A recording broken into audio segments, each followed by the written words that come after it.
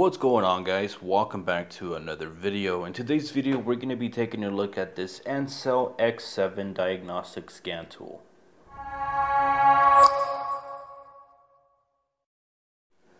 This scan tool retails for about $360 US at the time of recording this video, and there will be some links in the video description below so that you guys can go ahead and purchase it as well if you guys think this is going to be useful for you. So right off the bat, we have the scan tool here in this little plastic bag, and it looks like it's pretty secure and it keeps it from getting any scratches.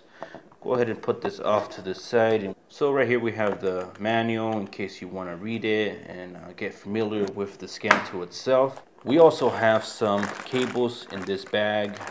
It looks like we have the connector, OBD2 connector, and it looks like a charging cable and a printing cable.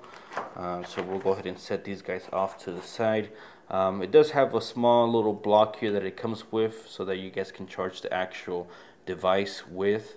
And right here we have the Bluetooth adapter that connects to the dongle. This allows you to get Bluetooth. So we'll go ahead and pair this guy up with the tablet and set it up. So we'll go ahead and power on the device here. While this is booting up, on the side here we're gonna have the power button. We have a volume control button there. Looks like some speaker holes on the bottom. And we also have two ports over here. It looks like a USB-C and the actual charging port itself. And that is about it. Now I did do a little playing around with this scan tool before making this video. So I know that this guy right here is just kind of like a little protecting case here that is on the actual tablet. So you can take this off and it makes it very thin, as you guys can see here. And on the back here we also have a camera. But aside from that, I think it's pretty secure with this little case that it comes with. Let's go ahead and boot this guy up. And looks like right off the bat we need to update. So I'm going to go ahead and update this guy. Press OK and download the update. And then we'll go ahead and continue. Alright, so the tablet updated, but that was just the actual software itself. There is still updates that you need to make to the actual applications and hot functions that this diagnostic scan tool has. So you want to go to update here and you want to go ahead and set up everything here if you haven't done so for the first time. So take some time to do this. You will have a lot of updates here. What I did is I just updated them all. Since I do work on multiple different types of vehicles, so I like to just keep everything updated. If you find whatever you need to update, you just click the download button over here. So let's go ahead and take this guy outside. We're going to be working on a 2004 Infiniti G35 Coupe. So like I said, I'm going to be working on this 2004 Infiniti G35 Coupe, and this car has issues with the throttle. So I'm going to go ahead and see if this scan tool can reset the idle air relearn on this vehicle, because sometimes that can be a little bit hard. And then I'm also going to see if it can actually reset the throttle, like I guess position. So that is something that is definitely needed if you're having issues with these vehicles. So we'll go ahead and put this guy to the test to see if it can do that, and I'll go ahead and show you guys some other features that this scan tool also has. Go ahead and set that off to the side. We'll just go ahead and set this guy up here. Something that I like about this cable here is it feels pretty heavy duty.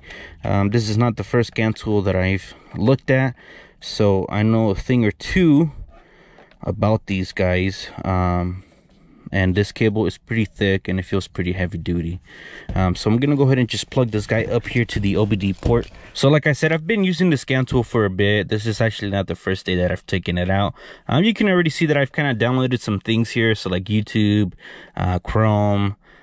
So I like the fact that this is kind of like an actual Android tablet, so you can watch YouTube videos if you want, for like help diagnosing your vehicle. So I like that, and not a lot of scan tools allow that, so that is something that I actually found pretty useful.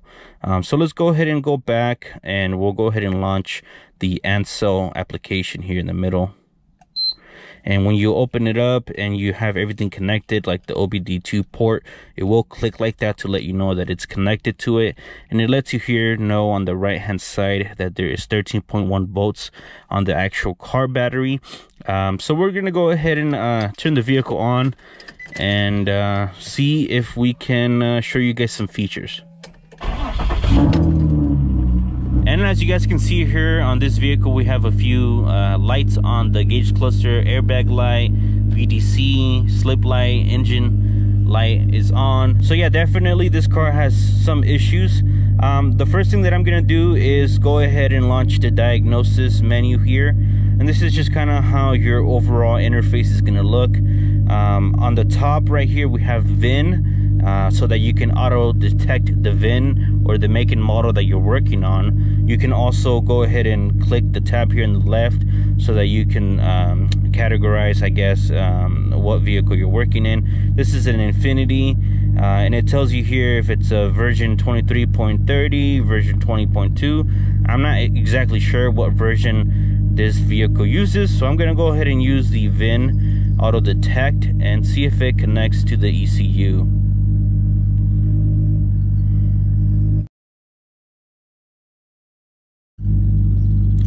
Alright, so it didn't really do anything there. It should have connected, but for some reason I guess it did not.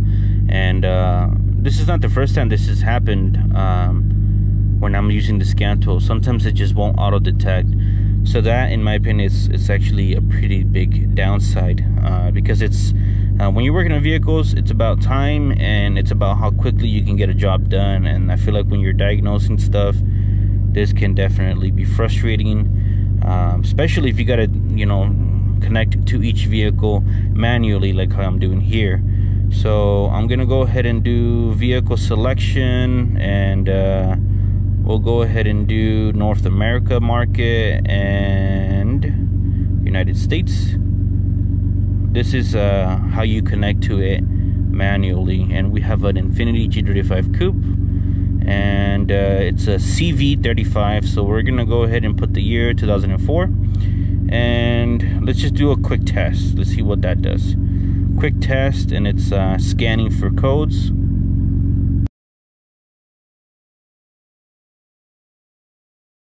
All right guys, so it's been about like 5 minutes and it looks like we're still scanning the modules on this vehicle. I did notice that it does scan things that this vehicle doesn't even have. Like, I think it scanned for a rear view camera, but I think it did find some issues. So let's go ahead and take a look at the engine right here by clicking the top left, and we're communicating here to the computer again. So let's go ahead and read the trouble issues, or the trouble codes.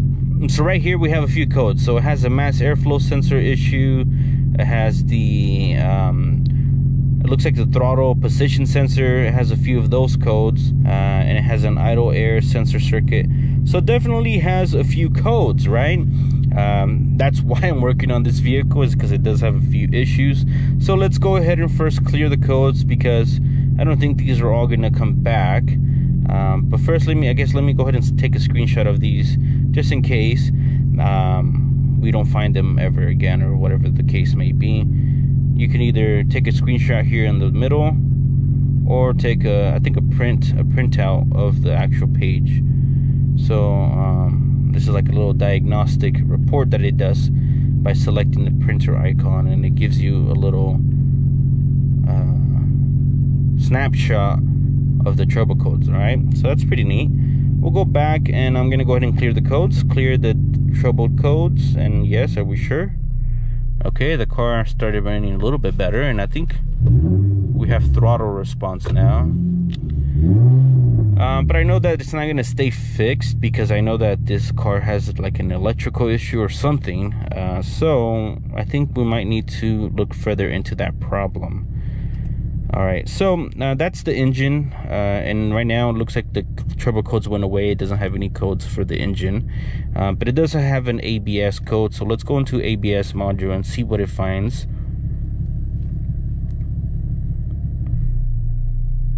All right, let's read the trouble codes, and I think it just has a C1131 engine signal. Yeah, I'm not sure what that is. I'm gonna have to probably look that up. It could be, I don't know, I think it might be like a tire pressure monitoring system or something. So let's go ahead and take a screenshot of that, and I'm gonna clear it again and see if the code goes away.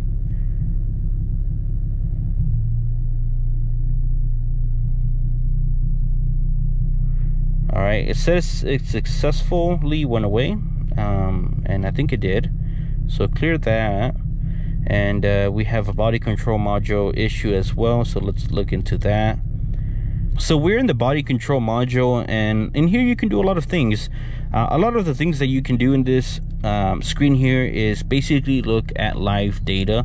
So like, for example, if you want to diagnose door locks, if for some reason they're not working, you can look at the live data, and you can select each one that you want to look at, and like you can press the button and see if it's working or whatever the case may be. So as you guys can see here, when I lock it, unlock, it does change the value. Now that is pretty useful. Okay, so right here we have to go to BCM, read trouble codes. Yeah, it looks like we have a low pressure in the front, so low tire pressure, I believe. I guess we can just clear that. We don't really care about that. It's not really going to affect the way the vehicle drives. So let's clear that code, and it should pretty much clear it for us. So yeah, that fixed that problem. Let's go to the airbag system. I know for a fact that this car does have some airbag codes that it's not going to be able to reset because we need to replace the modules, but it does have the option to read the trouble codes, and it lets you know what is bad, and lets you know here like the side module, the assist AB module. So it does have a few issues there, and if I were to replace those things, I could clear them once they're programmed to the vehicle and are working properly. So I'll go ahead and click here to erase the codes, but like I said, it's not going to work. It did take the code away here, the airbag light, but it is flashing again because it does recognize that it's not fixed. And it looks like we also have a transmission code. So let's go into that as well and take a look. Let's read the transmission code. Throttle sensor. So that's probably the same thing that we're having with the throttle position sensor. I'm gonna go ahead and clear that code. Let's see if that does anything. So yeah, we have pretty much fixed everything here as far as trouble codes except the airbag. I'm gonna go into the engine, and I'm gonna go ahead and see if I can show you guys some of the other features that this scan tool has. Mainly what I'm concerned about is diagnosing this throttle pedal issue. So let's go to special functions, and here you guys can see here we have fuel pressure release, target ignition timing adjustment, idle air volume learn, self-control learning or self-learning control, and target idle RPM adjustment. So what I want to do is do an idle air relearn. So I'm clicking that, and your vehicle does need to be on, and it needs to meet the requirements that it's letting you know here. If it's not met these requirements, it won't work. I believe this vehicle is met the requirements. So let's go ahead and hit start, and it's letting us know it can take 3 to 5 minutes. I'm okay with that, and it's going to go ahead and do its thing. So yeah, this is definitely going to be useful if you replace your throttle body or you clean your throttle body and you need to reset your idle or your throttle position sensor is off. This is going to reset all that, and as you guys can see here, it did finish doing that, and it did it pretty quick. Let's do self-learning control. This is going to reset the adaptation of the vehicle. So for example, if the vehicle was running bad before, the vehicle will kind of adapt to the way it's running to compensate for like a bad sensor or something. So it's a good thing to reset this after you fix something that was wrong. So let's go ahead and select OK. Here we have the bank 1 and bank 2 sensors, upstream O2 sensors. I just did this the other day, so it doesn't have any different values, but like I said, it's a good thing to do after a repair. So once I did that, the vehicle did kind of shake a little bit, so I know it did something. So that's a pretty good thing there. We can also do idle adjustments, like if you want to I guess mess around with the idle. Now I don't think that this is gonna, like, I guess tune the vehicle, if that makes sense. But like right here, we can go up or down and it'll raise the idle.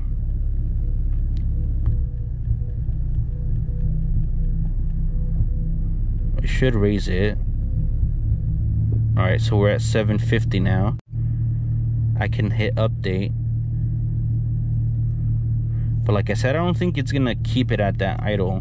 But like, I guess this is good to hold the idle higher if you're trying to listen to a noise in the engine bay and you're only working by yourself. So I feel like that would be useful for that. And it does have a fuel pressure release. So like if you're trying to replace your fuel pump and it's pressurized, you can do this to depressurize the fuel pump. So that is pretty useful for that as well. It does have timing adjustments, ignition timing, which I'm not going to go into, but you can do that. And it does have live data for the engine. You can select all data streams or just the main ones. I'm going to select all. And here you can pretty much, again, click everything and view whatever you want to look at.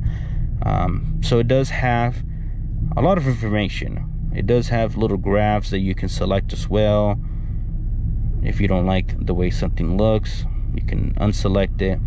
So right here we have engine RPM, mass airflow rate, coolant temperature. So let's look at the coolant temperature, 196. And it should have also throttle position sensor, right? So I'm gonna look at that. We're at 5.53 volts, which is normal for this vehicle. If I were to go all the way down, it should go up, as you can see here.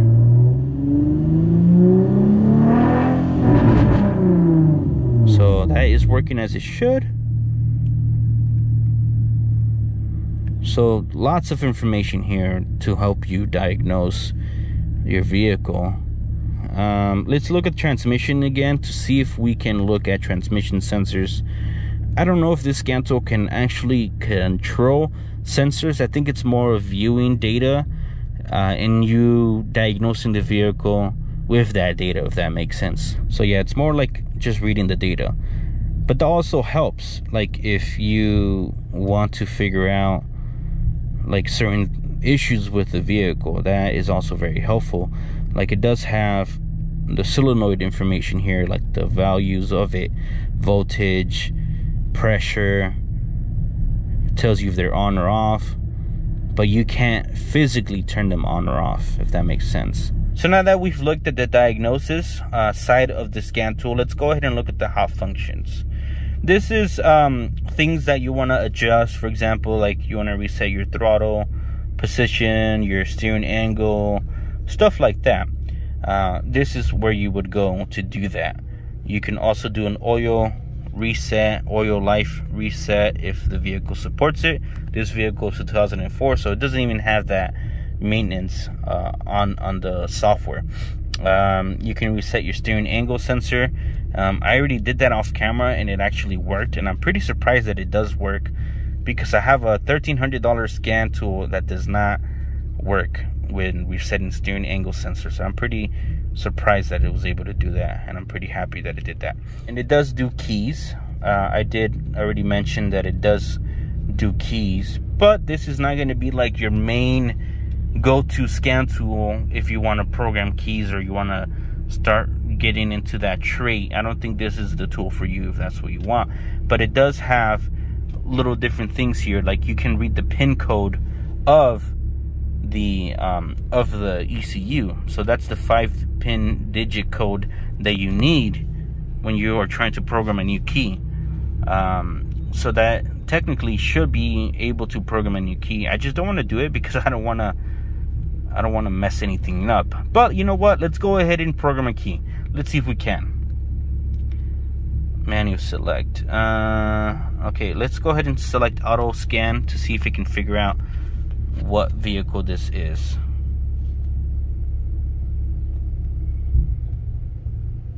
Alright, so it's going to communicate. There's different modules and different things for this vehicle, so sometimes it's better to just do automatic select or automatic detection. Let's register a new key. Let's see if it'll do it. Mode 11.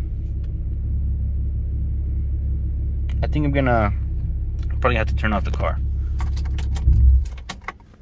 All right, let's go ahead and do this again with the vehicle off. Register a key. Let's see if it'll work. All right, it's not working. Not sure why. Let's go back. Let's go to immobilizer. USA. Let's select the vehicle. It's only giving me Nissan for some reason. It's not giving me Infiniti. I guess let's go to 350Z, or pretty much the same thing. 350Z. I'm not sure what that is. Nats 5. I think it's Nats 5. I might be wrong. Command failed. Okay, so maybe it doesn't work for this vehicle, or at least I'm not finding the correct setting or year. I feel like if this scan tool improved its auto VIN detect, I feel like a lot of the problems that I'm having will be solved. Let's go to Japan Infiniti. I mean, it could do older vehicles. That's good. It could do 99, but I'm trying to do a 2004. Manual select. Gasoline car 10. I guess we'll do that. Key registration. Mode 13. Bonus with ignition key. Okay, remove the key from the ignition cylinder.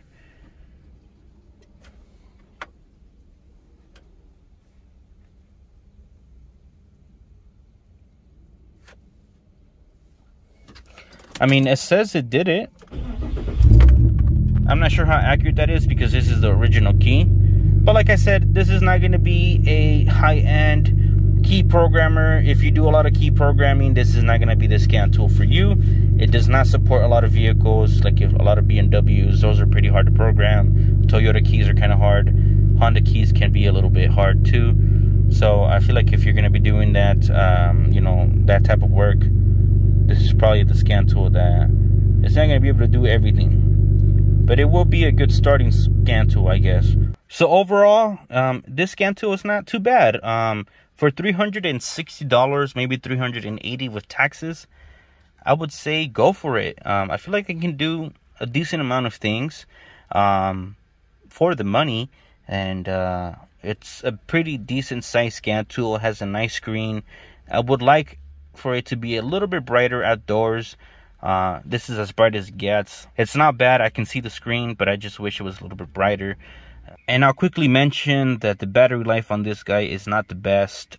So I would probably keep my charger with me at all times. I think you can make a good full day of heavy usage on this guy, but definitely will not make it to 2 days. So that's something else that is kind of like a downside. But if you keep your battery charged, it shouldn't be a problem. The build quality of this guy, the actual tablet itself, is good. But like I said, it is kind of thin. It feels lightweight, but I do like the fact that it is lightweight. I have a more expensive scan tool, and that one is like maybe like 2 pounds, and it does get heavy to carry around from time to time. So I feel like this is going to be a good scan tool to have. It's not going to check every box out there. Like I said, if you want to do a lot of key programming, if you want to do bi-directional controls, this scan tool is going to lack in those things. But aside from that, everything else, I think it can do good, if not even better than my $1,300 scan tool.